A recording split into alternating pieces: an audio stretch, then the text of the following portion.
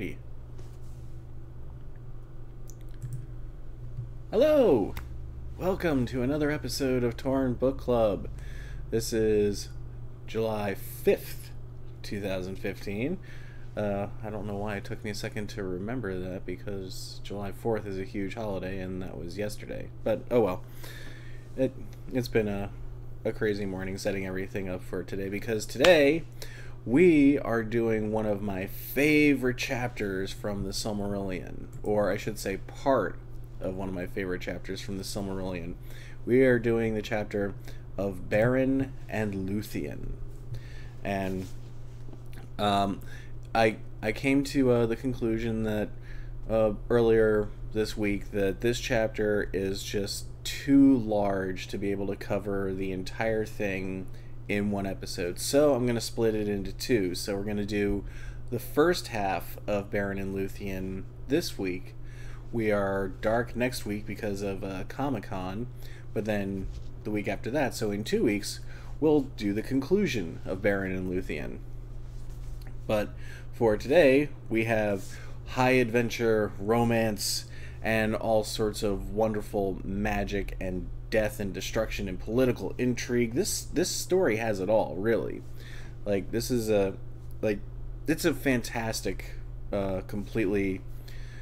It's a very self-contained story, but it's one of my favorites, and I'm hoping that it will be one of yours too.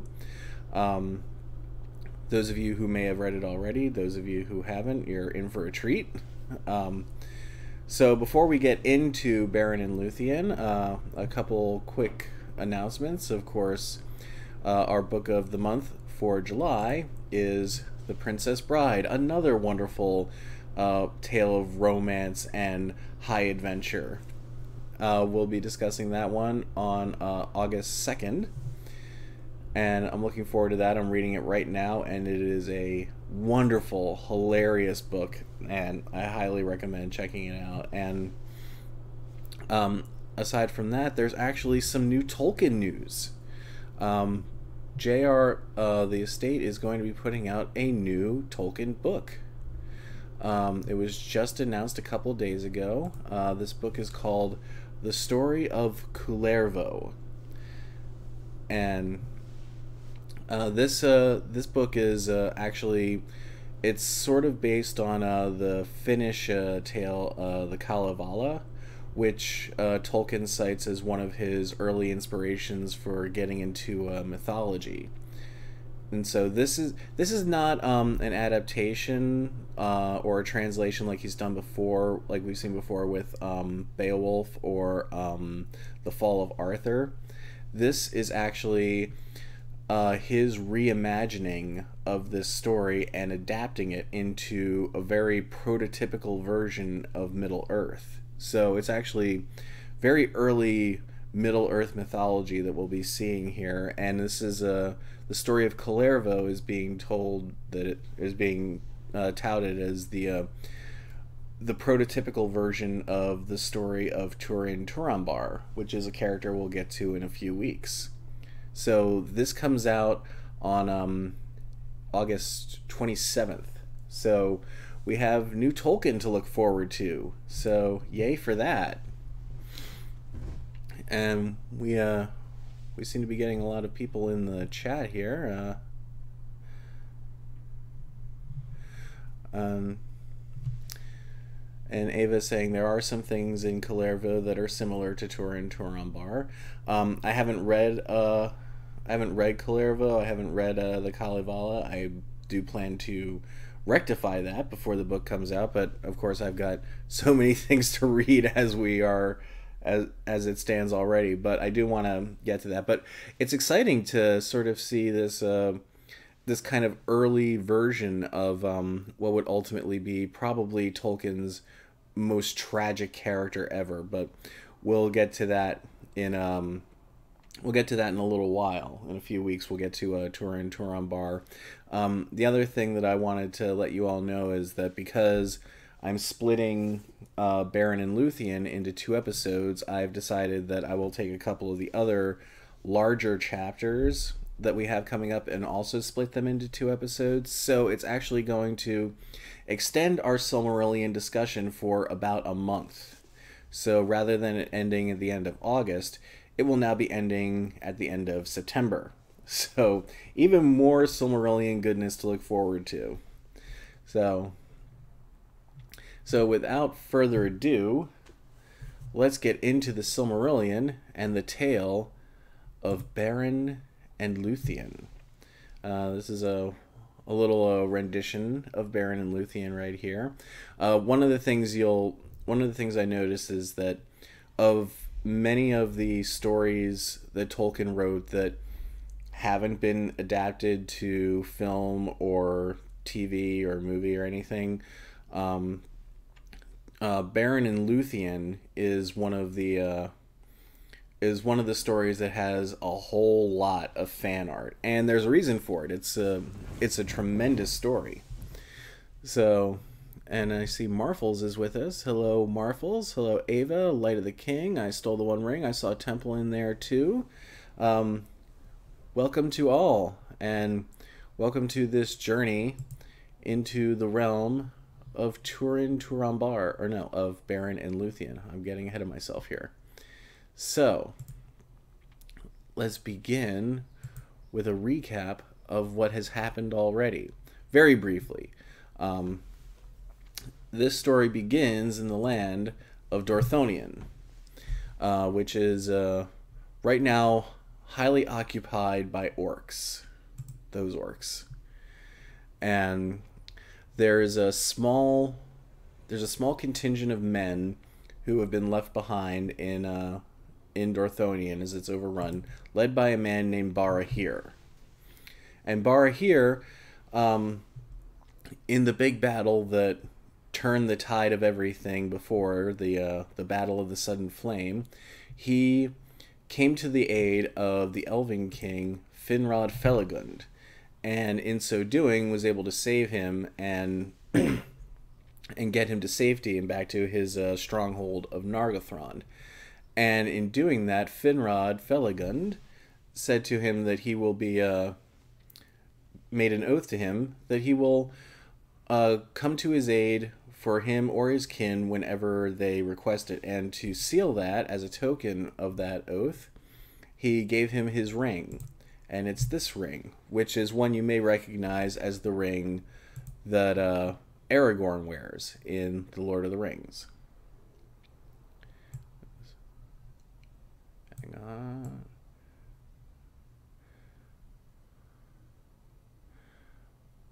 Okay.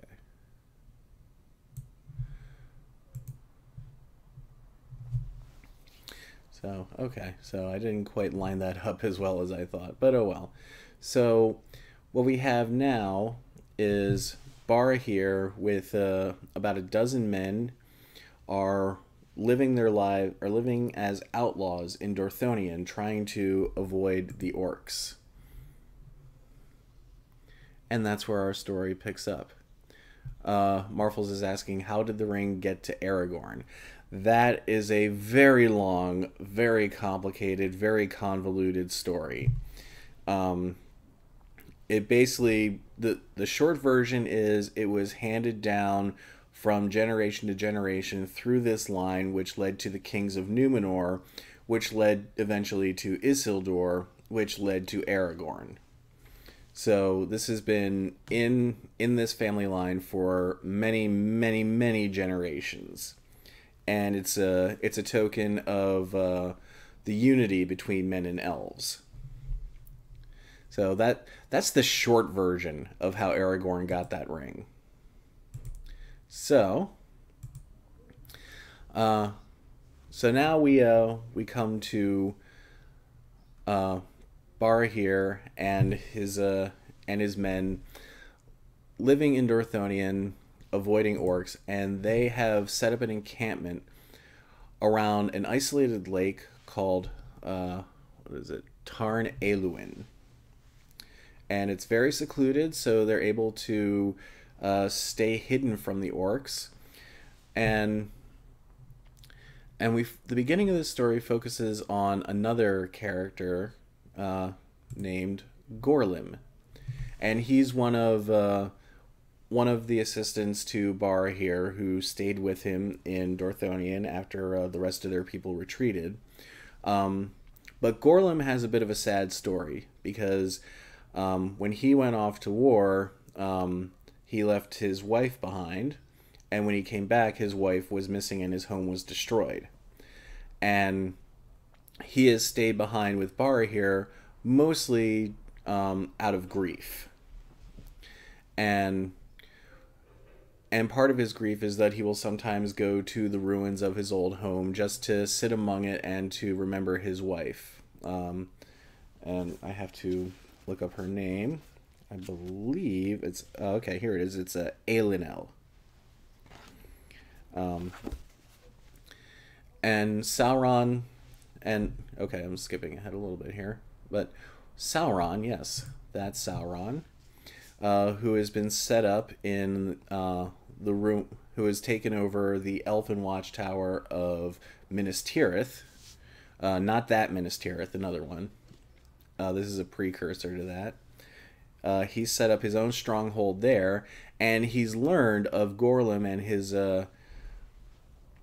his journeys back to his own homestead to take care, to just reminisce over his life with Aelinel.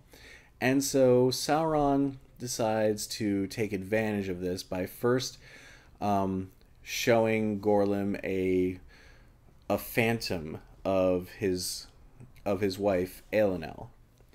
And this throws Gorlim just in time for orcs to come in and capture him. And they take him to his tower, which is called Tol Im Galroth, the Isle of the Werewolves. And there, Sauron and the orcs interrogate Gorlim to try to find the location of Barahir and everybody else. And Gorlim, to his credit, says nothing through all the torture and torment until there comes a point where a captain says to Gorlim, "If you tell us where your people are hiding, we'll reunite you with your wife." And this finally gets Gorlim to cave. And he's brought before Sauron, and he tells him everything. And at which point, Sauron says, "You were promised to be reunited with your wife, and I'm happy to do that for you." And only then does Sauron reveal to him that his wife was in fact killed, and then kills Gorlim, thus keeping his word and reuniting him in the way many villains do. So now Sauron knows where Barahir and everybody are, and so he sends a detachment of orcs out to get them. And so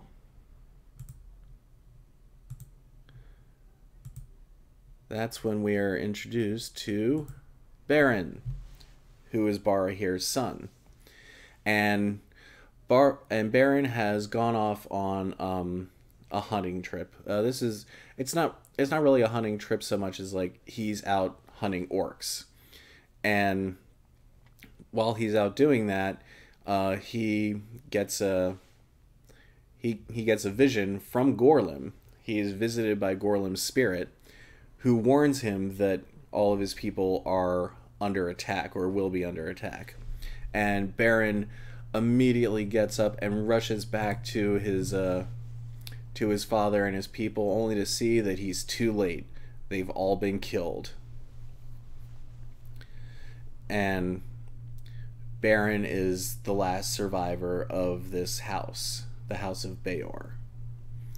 And he flies into a rage, and he's going to go and get revenge. So he follows the orcs and sees them encamped one night, and the captain is bragging about killing Barahir and his people, and he holds up Barahir's dismembered hand, which still has the ring on it, Felagund's ring.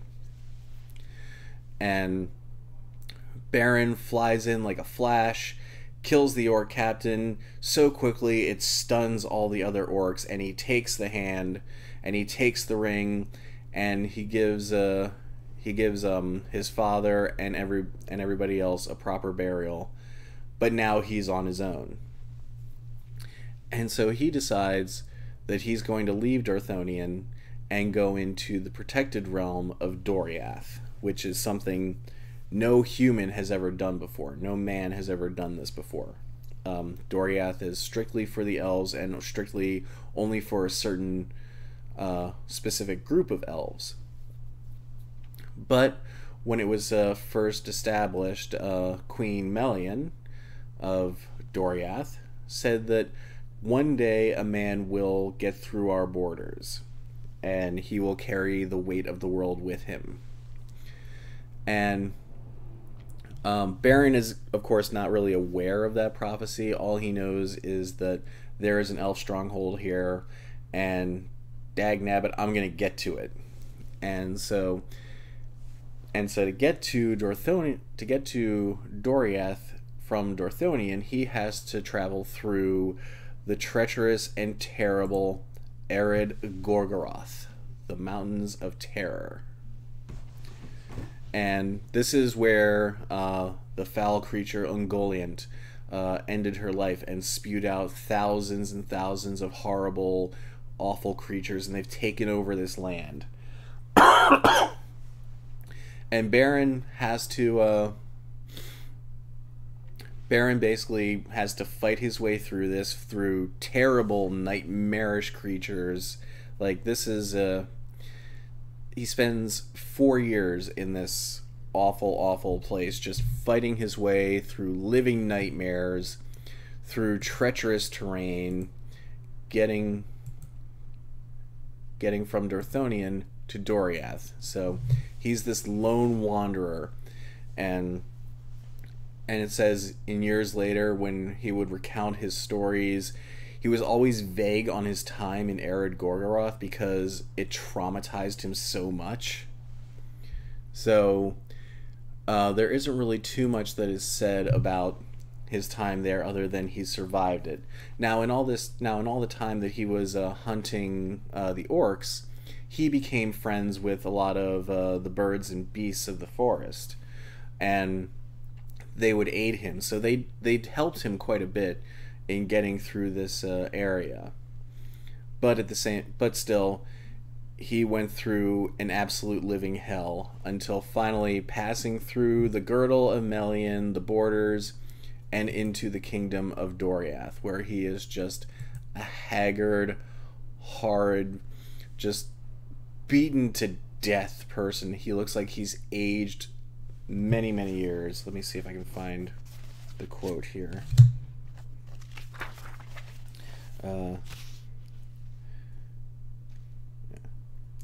Thereafter, for 4 years more, Beren wandered upon Dorthonion, a solitary outlaw. But he became the friend of birds and beasts, and they aided him, and did not betray him. And from that time forth, he ate no flesh, nor slew any living thing that was not in the service of Morgoth.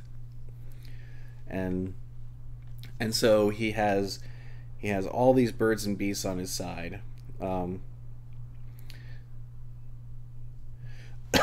So here it is. It is told in the Lay of Lúthien that Beren came stumbling into Doriath, grey and bowed as with many years of woe. So great had been the torment of the road. So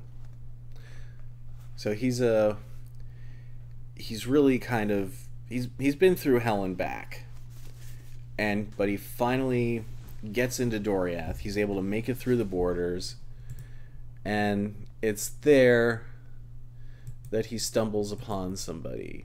That somebody being Lúthien. And Lúthien is the daughter of King Thingol and Queen Melian. And it should be noted that Lúthien is the most unique creature in all of Middle-earth, because her parents, Thingol, is an elf, and Melian is a Maya. So she's kind of a demigod. So Lúthien is the child of that. She is completely unique. She has the powers and abilities of both. And she takes mostly to wandering the woods, singing and dancing, and that's when Beren finds her and immediately falls in love with her. But because he's so traumatized and he's so beaten down, he he kind of hides himself for a good long while, just sort of watching her from afar, until one day she disappears. And it's at that point Beren finally yells out Tinuviel, which is the name he had given her because he didn't know her real name, so he would call her Tinuviel, which means nightingale. And it's at that point she sees him and they meet. And there's quickly a bond between them. Marfels is asking, is Lúthien more powerful than Galadriel? Yes, she is. And we're going to see a lot of her power in this story. Yes, Lúthien and Beren fall in love. They're both... Lúthien is very hesitant to admit this, but she does know of Beren because the stories of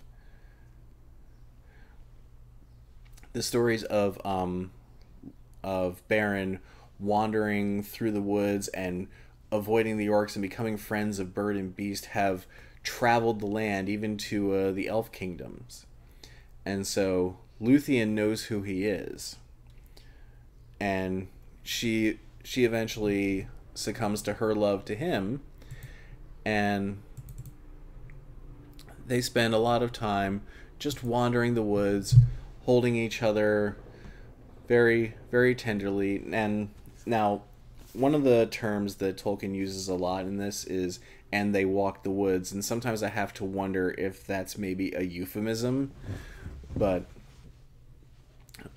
regardless, Beren and Lúthien fall deeply, deeply in love with each other, but they keep it hidden. They just stay out in the woods because men are forbidden from entering Doriath. But eventually, a minstrel by the name of Daron discovers what's been going on.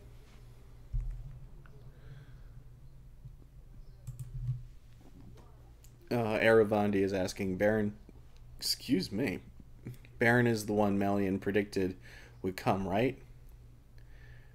Yeah. Yes. Yes, Beren is the one that Melian predicted.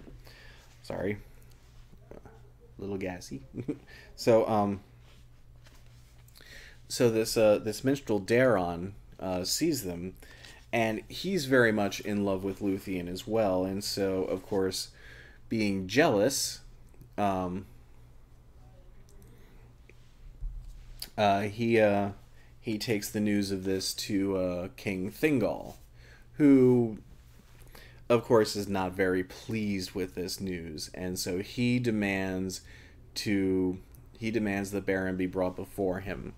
But Lúthien makes him promise first that she'll bring Beren before him, but only if he swears that he won't harm him.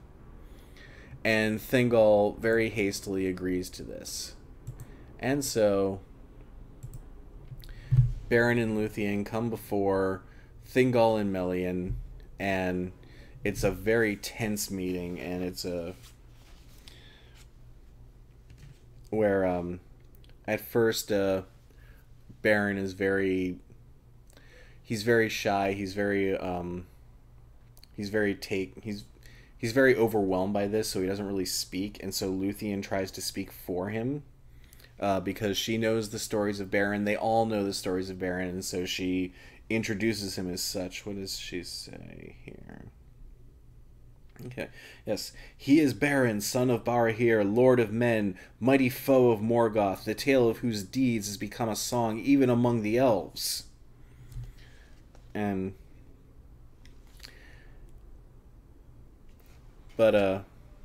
But Thingol is still challenging Beren. Why are you here? How did you come here? Why should I not kill you for betraying my edict of no men can enter my land? Uh, yes, he says, what would you here, unhappy mortal? And for what cause have you left your own land to enter this which is forbidden to such as you? Can you show reason why my power should not be laid on you in heavy punishment for your insolence and folly? And it's then that Beren looks into Lúthien's eyes and finds the strength to speak.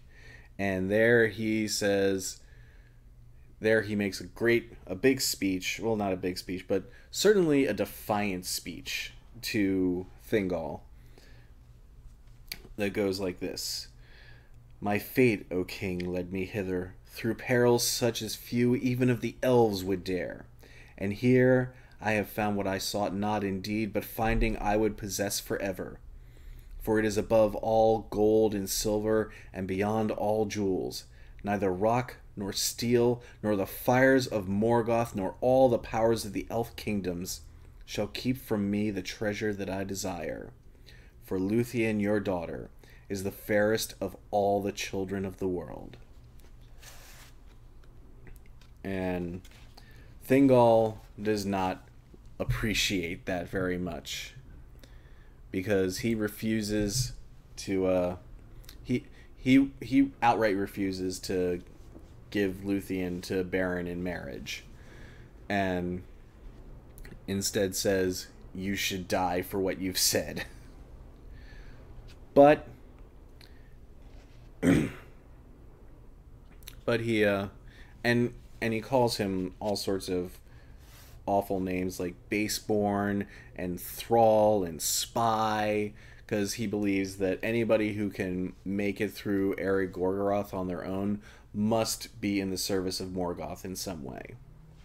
And Beren says, I absolutely am not, and here to show you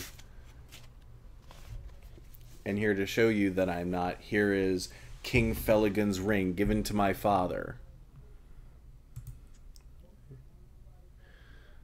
What is Aravandi saying here? Have y'all seen Donato Giancola's finished painting of Beren and Lúthien in Thingol's court? He finished it last month and it's gorgeous. I haven't seen his. I need to check that out, because I love Donato's work.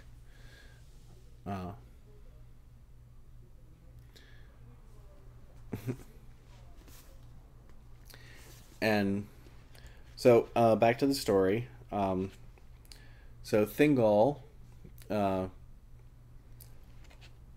says to Beren, death you have earned with these words, and death you should find suddenly, had I not sworn an oath in haste, of which I repent, baseborn mortal, who in the realm of Morgoth has learned to creep in secret as his spies and thralls.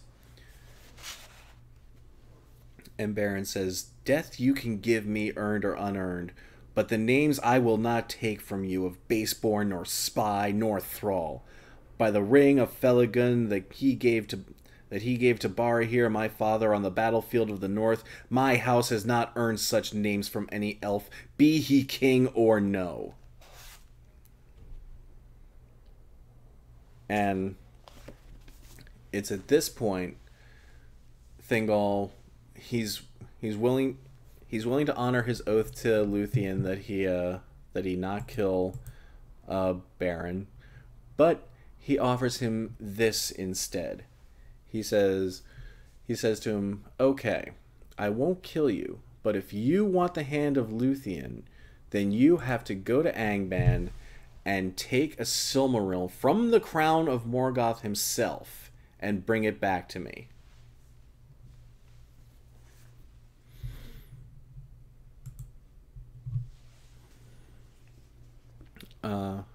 What is Marvel saying? I think I saw it already. There was a debate on another site whether Galadriel and Celeborn were the ones in a corner. Well, I haven't seen the picture yet, but if they're in there, that makes perfect sense. They would have been.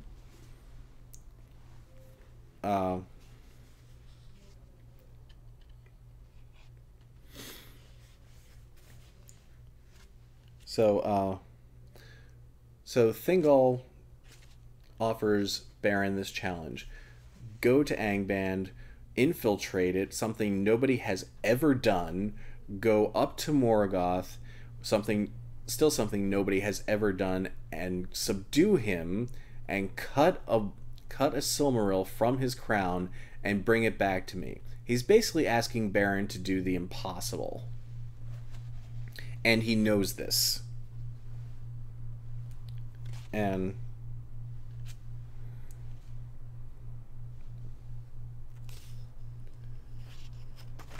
where is it? And so it's not really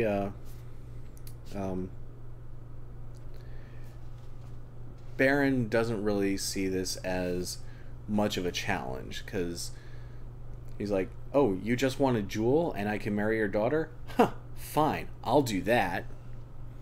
And so he accepts Thingol's challenge, not realizing exactly what he's agreed to or what Thingol has done.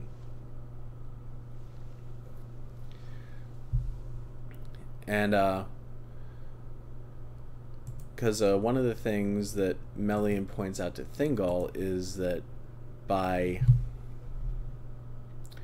his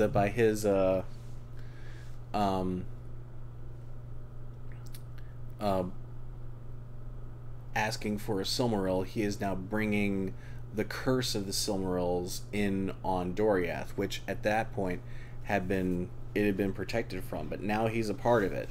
Now he's a part of the wider world.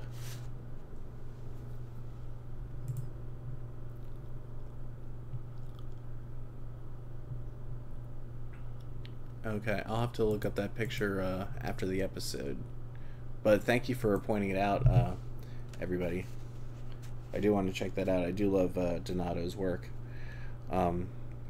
So Beren agrees to this, and Melian warns Thingol that he has now brought Doriath into the larger struggle, that he's now a part of this.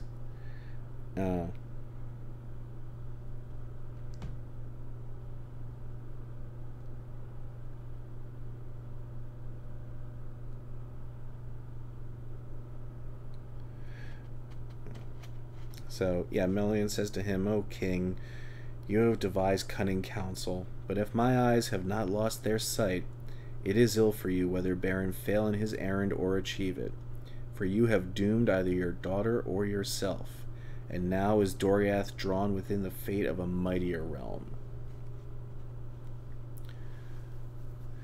And to which Thingol replies, I sell not to elves or men those whom I love and cherish above all treasure, and if there were hope or fear that Beren should come ever back alive to Menegroth, he should not have looked again upon the light of heaven, though I had sworn it.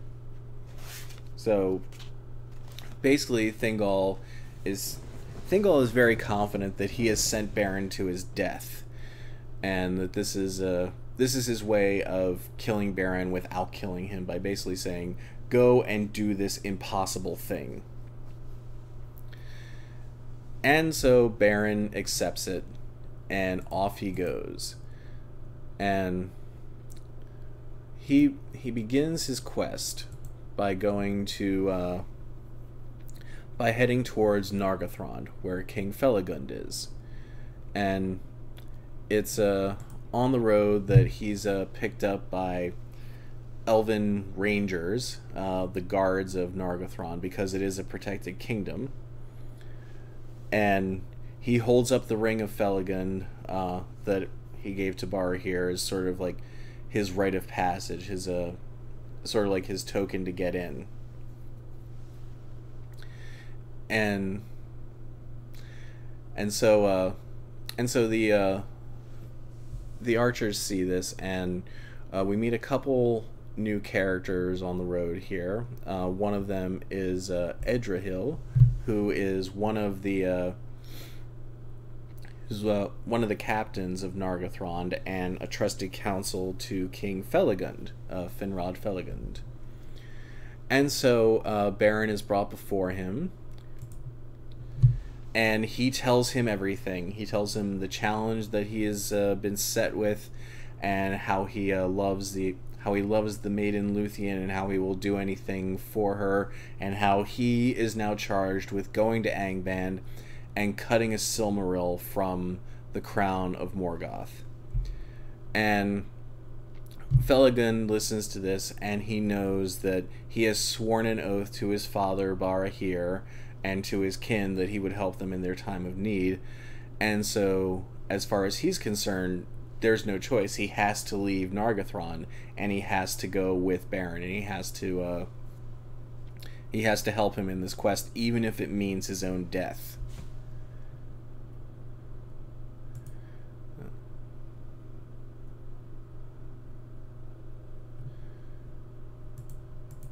So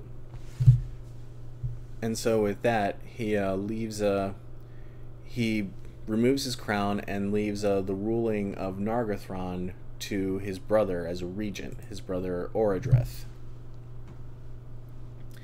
But these aren't the only elf lords in Nargothrond. There are also Celegorm and Curufin, who are two of the sons of Feanor, who are the ones who swore the oath to Feanor to retrieve the Silmarils, and they get wind that Felagund is leaving with a mortal man to retrieve a Silmaril, and they immediately begin sowing the seeds of discontent.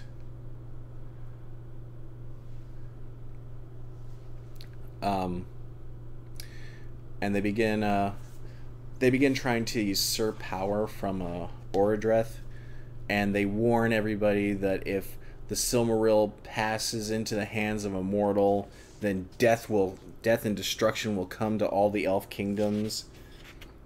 They're basically trying to set up their own coup and take over Nargothrond. And they win over a lot of people, so unfortunately Orodreth is very much kind of a puppet king. Not really a puppet king, a puppet regent. He never takes the title of king. He's just holding the throne as a steward. And yeah.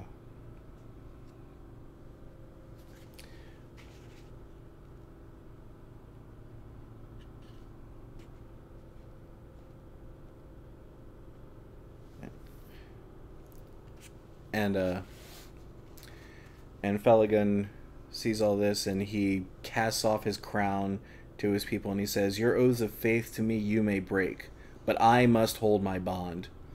Yet if there be any on whom the shadow of our curse has not yet fallen, I should ask at least a few to follow me, and should not go hence as a beggar that is thrust from the gates." And so, by saying that, when he says that, 10 elf lords come with him, one of which is Edrahil. And Edrahil takes up the crown and hands it to him, and he says, "For you remain my king and theirs, whatever betide." And so, unfortunately, Felagund has to leave Nargothrond sort of in a bit of a quagmire with Orodreth in a political debacle with Celegorm and Curufin. But he has to go on the quest. And so on the quest they go. What is next up here? And so it doesn't take long before... Now they travel in disguise. Felagund is able to give them sort of mystical disguises so that they don't appear to look like elves. But that doesn't trick good old Sauron. And he sees this band, and he sends his people out. He sends his orcs out to them, and he himself comes down and begins to challenge them. And he has a battle with Felagund, and basically the way it's described.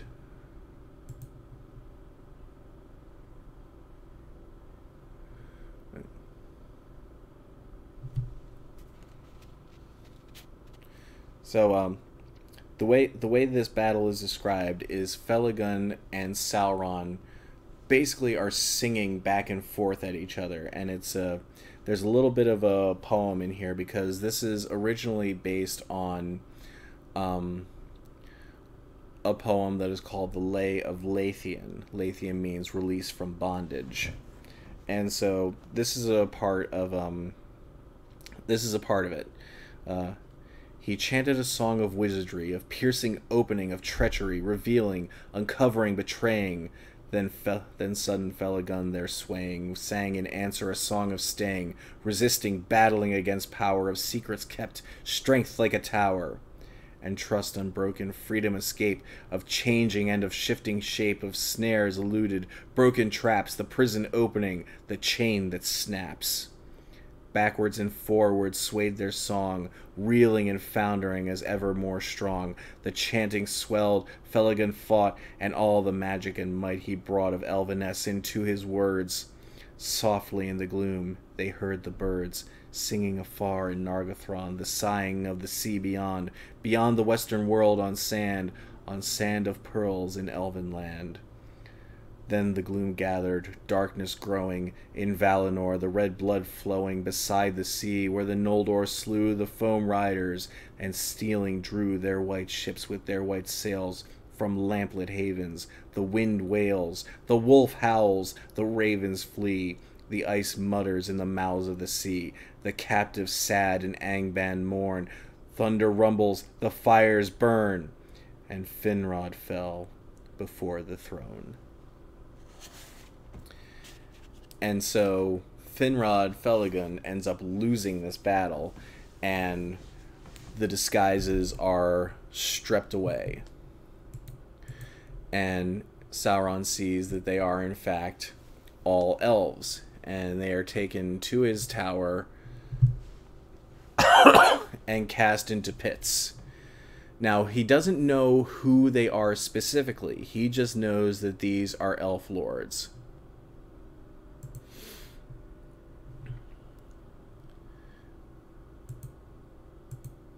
And so he casts them all into prison pits, where one by one, all of them are devoured by werewolves. And this is his way of interrogating them, by killing them off one by one until somebody reveals who they are. But everybody is loyal to Felagund, so nobody is talking. But they're still imprisoned, and they're still not going anywhere, and they're still in fear for their lives. So from there we change the setting back to Menegroth, back to Doriath, where Lúthien is. What is this?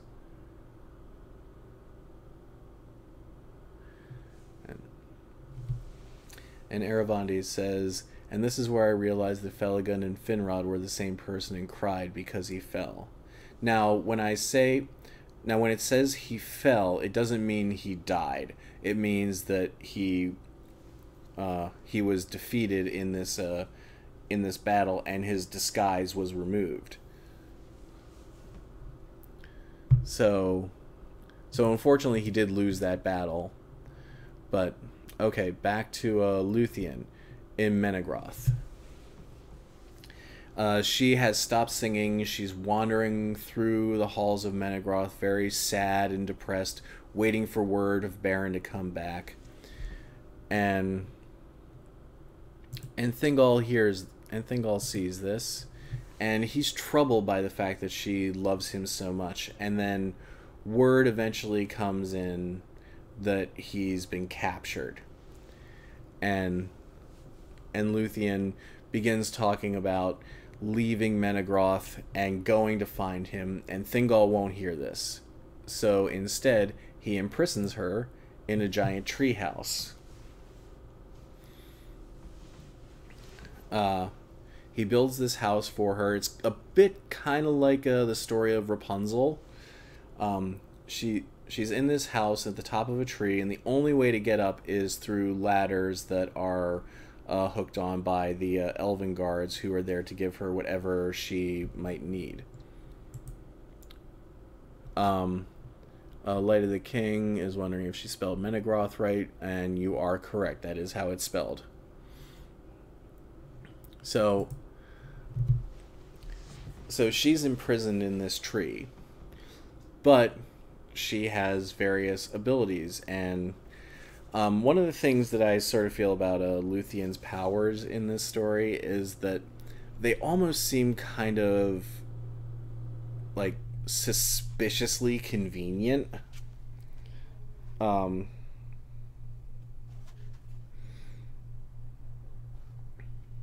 Yeah, because yeah, it says here she put forth her arts of enchantment and caused her hair to grow to great length. And so basically she's able to grow her hair at will. She takes some of that hair and weaves a cloak out of it, and in that cloak she puts on a sleeping spell so that anybody who touches it other than her will fall asleep.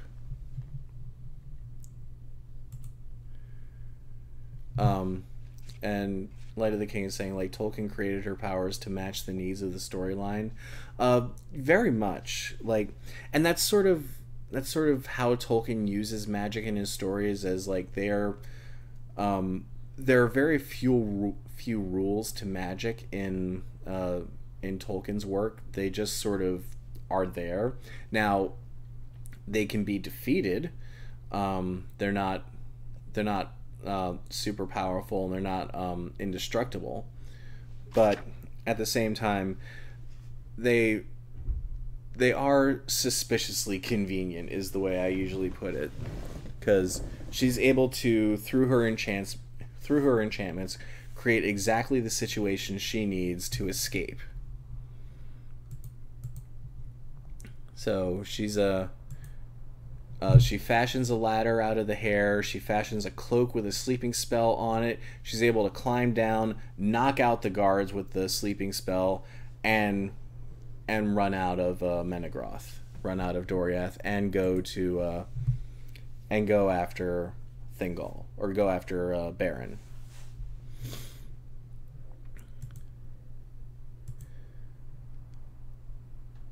And Eravandi saying, kind of like the Eagles. Yes, kind of like the Eagles. So Lúthien escapes Doriath, and it's there that she begins her pursuit of Beren, and she starts heading towards Sauron's tower. And it's there that she meets on the road Celegorm and Curufin. And she sees that they're two elf lords, and so she introduces herself to them, not realizing that Celegorm and Curufin are very treacherous, sneaky jerks. And so, instead of aiding her, they instead take her to Nargothrond. And Celegorm gets it in his head that that it's kind of like a ransom, but he can basically force Lúthien into marrying him, and therefore joining his house with the house of Thingol. And because their plan is to unite all of the elf kingdoms under one banner, which would be theirs, and then to attack Angband and take the Silmarils for themselves. And so Lúthien is the first part of this plan. And so they imprison her in Nargothrond, and that's when Lúthien meets a new character, one of my favorite characters. His name is Huan, the great hound of the Valar. And he's the hunting hound of Curufin. And Huan is he's a gigantic hound. He's also very intelligent, and he sits outside Lúthien's cell, or it's really just a room. Like, they don't throw her in a prison cell, but he sits outside her room, and he hears her talking about Beren and about all of their love, and Huan is very taken with her, and he's very sympathetic with her, and after a while he finally decides that now Huan has his own very special destiny. Let's see where I can find it.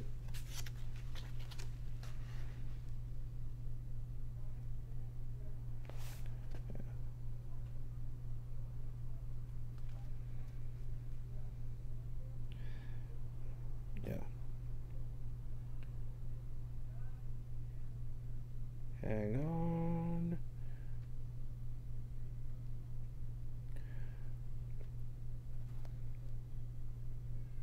Okay, here we go. Okay, so no, he was actually Celegorm's hound. I'm sorry, I mistook that.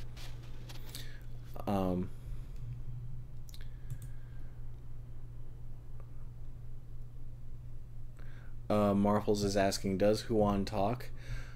Yes, but in a very specific way, which I will explain to you in a second.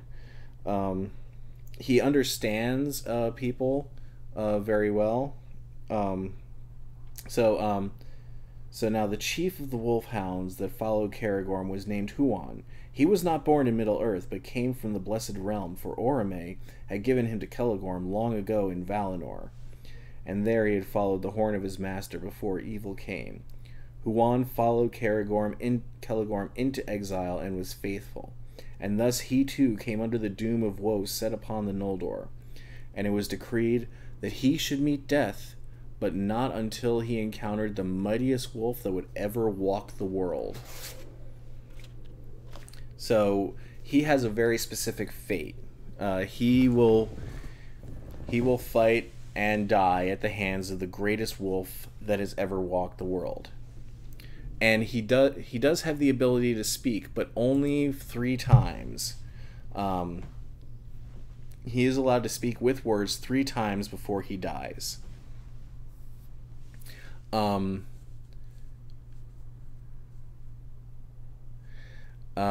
Aravandi's saying, I don't remember why that was, though. It's not really explained why that was, but that was but that's what was given to him. Marfels is asking, are there any more like Huan? Probably in Valinor, but Huan was the only one who came to Middle-earth.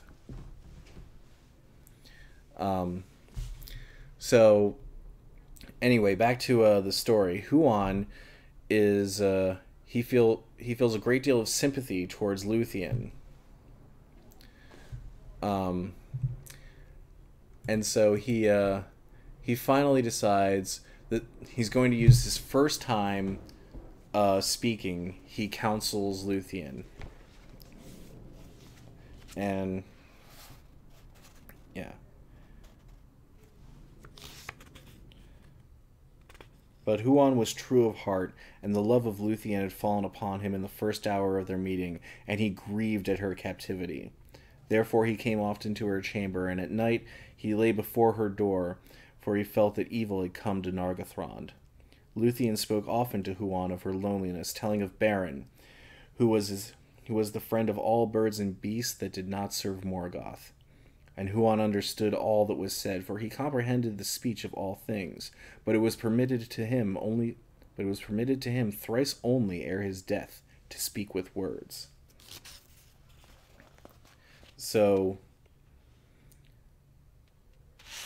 at this point, Huan finally decides that he's going to help Lúthien escape.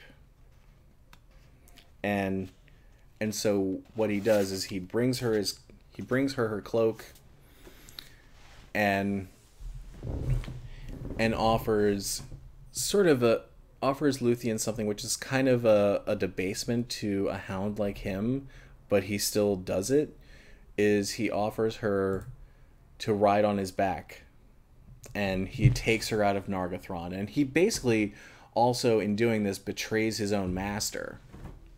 But that's his love for Lúthien.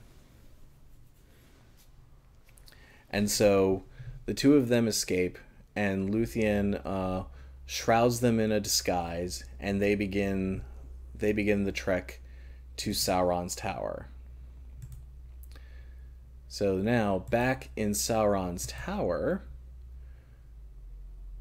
that one there, this whole time, one by one, all of the elves have been picked off by the werewolves. And it finally comes down to just Felagund and Beren. Now Sauron knows that he doesn't know who they are, but he feels that Felagund, or he just sees him as a nameless elf, but he feels that he is an elf of some power, and he needs to find out who he is. So he's going to leave him for last, and he is going to beat it out of him because maybe he can give him to Morgoth as a prize. And so one night he sends a werewolf into the pit to take out Beren. And in doing so, Felagund uses all of his strength and breaks his chains and fights the werewolf to defend Beren, and in so doing dies. And this is the big tragedy, because like Finrod is probably one of my favorite elves, and this was a truly noble, self-sacrificing way for him to go. And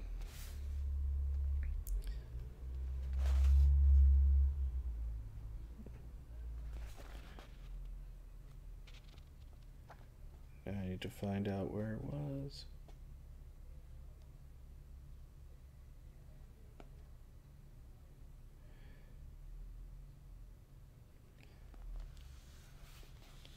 Yeah. So yeah, thus King Finrod Felagund, fairest and most beloved of the house of Finwë, redeemed his oath, but Beren mourned beside him in despair.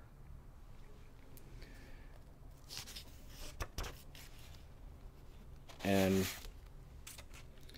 so that is the noble death of Felagund, and I really feel like if a movie of this were ever made, this would be the moment where a lot of people would really start losing their minds and crying uncontrollably. Eravandi saying, "He was such a good elf. Why you do this to me, Tolkien?"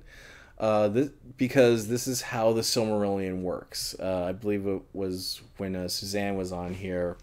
The Silmarillion is described as everybody dies except for Elrond and Galadriel.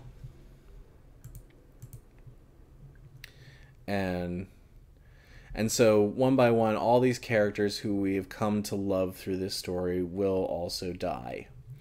So this is the end of Finrod Felagund. So, and Beren is completely despondent over this.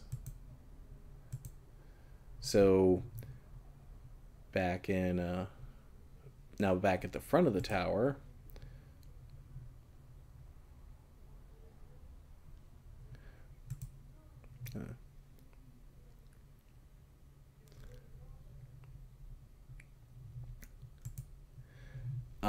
Sauron sees that some people have arrived, and it is Lúthien and Huan. And they're at the bridge, which is the gateway to the tower. And Lúthien begins singing a song to get his attention. And Beren hears this song and sings in response. And so Lúthien knows that he's there. And so she begins singing louder and louder and more powerfully. And then that's when Sauron decides, okay, enough of this. I'm sending werewolves at you. And one by one, Huan takes out all of the werewolves that Sauron is sending out. And so Sauron decides to send somebody out who's a little bit more powerful.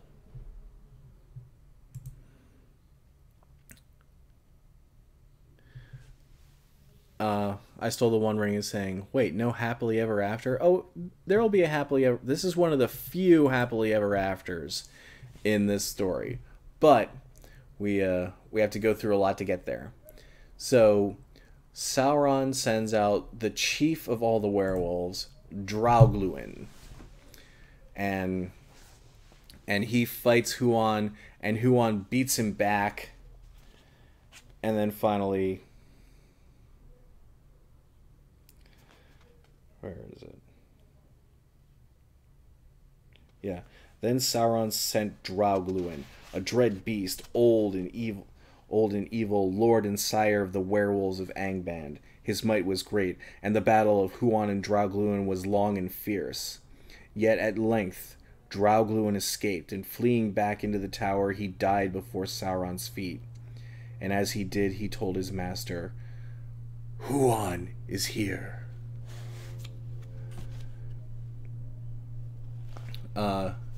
Marvels is asking, how do you spell that? Are you asking how you spell Draugluin? I'll just type it in here. There you go.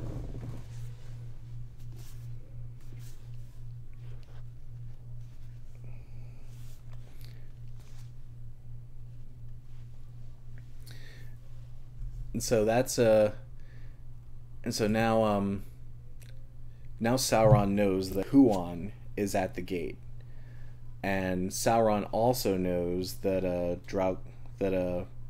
Huan has a special fate assigned to him, which is that he will only be felled by the greatest wolf that ever walked the land.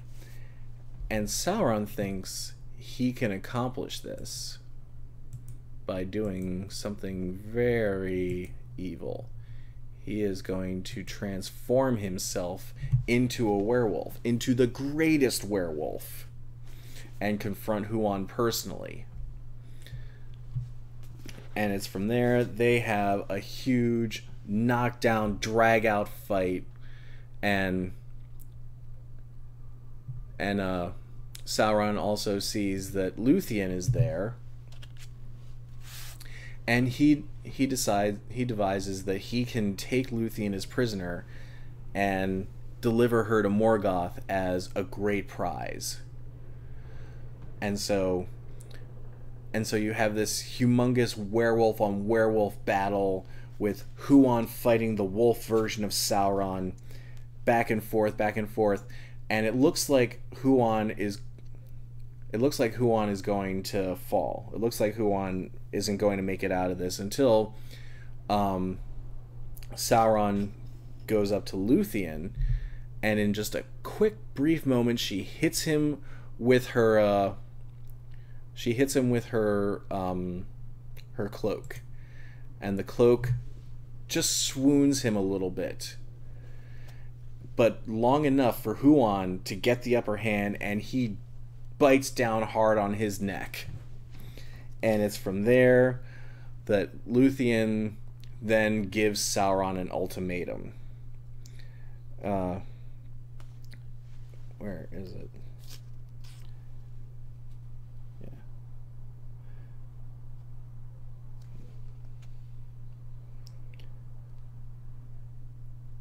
Yes.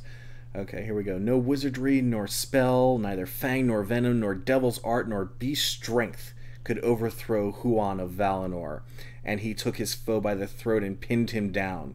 Then Sauron shifted shape, from wolf to serpent, and from monster to his own accustomed form. But he could not elude the grip of Huan without forsaking his body utterly. Ere his foul spirit left its dark house, Lúthien came to him and said that he would be stripped of his raiment of flesh, and his ghost be sent quaking back to Morgoth. And she said, There everlastingly thy naked self shall endure the torment of his scorn, pierced by his eyes, unless thou yield to me the mastery of thy tower. And so basically Sauron is there with Huan clamped down on his throat, and Lúthien just stands over him and says, I will tear your spirit out of your body and send you back crawling to Morgoth. Or you can yield this tower to me and I can let you go your way. And so with that, Sauron yields. And he transforms into a vampire bat and sails off to recuperate. And it's from there Lúthien then tears down the tower. She uses her power to open up all the gates, and all the prisoners come out, and she can't find Beren. So she goes in calling for him, trying to find Beren wherever he could be, and it's there that she finds him still in the pit, still grieving over the dead body of Felagund.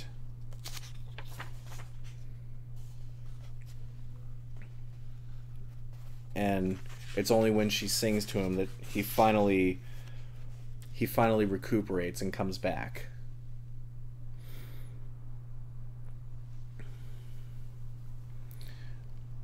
And he sees that Lúthien is there, but Beren, coming back to the light out of the pits of despair, lifted her up, and they looked again upon one another, and the day rising over the dark hills shone upon them.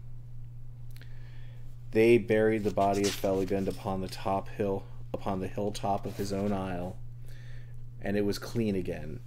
And the green grave of Finrod, Finarfin's son, fairest of all the princes of the elves, remained inviolate until the land was changed and broken, and foundered under destroying seas.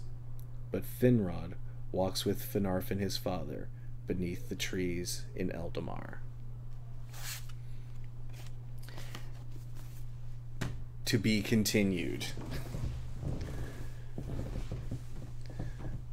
And so that's where we're going to leave the story of Beren and Lúthien. She has browbeaten Sauron into submission. She is with the most awesome hound in the world, Huan. They've been reunited. King Finrod Felagund has fallen. And now comes the next part of the story, which is they now have a choice to either continue on the quest and try to get a Silmaril, or live the rest of their lives as outlaws running from Thingol for the rest of their lives. And so that's we'll find out what happens with them in 2 weeks. So that's the first part of the story of Beren and Lúthien.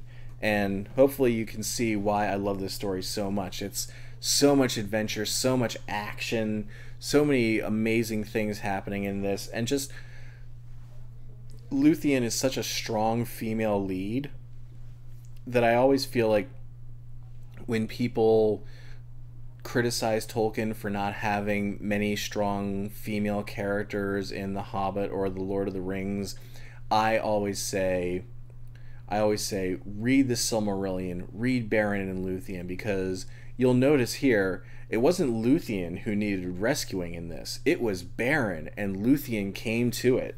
She was able to rescue him and also defeat Sauron. Sauron! Can you believe that? So, and Eravani's saying 2 whole weeks. Aw, yeah, it's going to be 2 weeks because next week will be we won't have an episode for Comic-Con coverage. Next week the channel's probably going to be taken up primarily with Comic-Con, and so we're not going to have an episode. So in 2 weeks we'll continue the story of Beren and Lúthien. And I could have continued on with this, but we'd have been here for another hour and a half maybe, and I don't want to do that to you. I don't want to do that to me. this is a this is a great story, and I I want to savor it, and so this is why I love Beren and Lúthien so much, because it is such an amazing adventure. Uh, so I'm looking forward to the next episode. The rest of this story is there's more political intrigue with Celegorm and Curufin. There's tension between Beren and Lúthien as to what they'll do next. There are even more awesome battles. There are fights that Beren and Lúthien both get into. Both of them do amazing feats. There is love. There is death. There is so many things. Um, so Light of the King is saying, so story continues on the 19th and then the Princess Bride on the 26th. Actually, no. The story will continue on the 19th. The 26th, we're going to be doing the next chapter, which is Near Nath Arnwadiad. I'm hoping I'm pronouncing that correctly. And then after that, on August 8th, we'll be doing The Princess Bride. So we got a little time before The Princess Bride, but yeah, this is the month of romance and adventure, I think. So, um, so that's Beren and Lúthien. That's the first part. Hopefully, you can see why I love this story so much, and I've probably done a terrible job recounting it for you. So, seriously, read the book, read the story. It's an amazing story. I can read it over and over again and not be bored by it. So thank you all for coming. Marfels, thank you for talking about the for about Donato's picture. I'm gonna look for that. I want to check that out because that sounds really cool. Thank you, Ava, Eravandi, I Stole the One Ring, Light of the King, Marfels, Temple. Who else do we have here? I think that's everybody. Thank you all for the lively discussion. It was kind of hard for me to keep up with it while still uh, telling the story to all of you. So I apologize if I kind of got distracted here and there. Um, but yeah, I love this story. I can't wait to talk more about it, and I will see you in 2 weeks for the conclusion to the story of Beren and Lúthien. I will see you all then, and until then, never stop reading.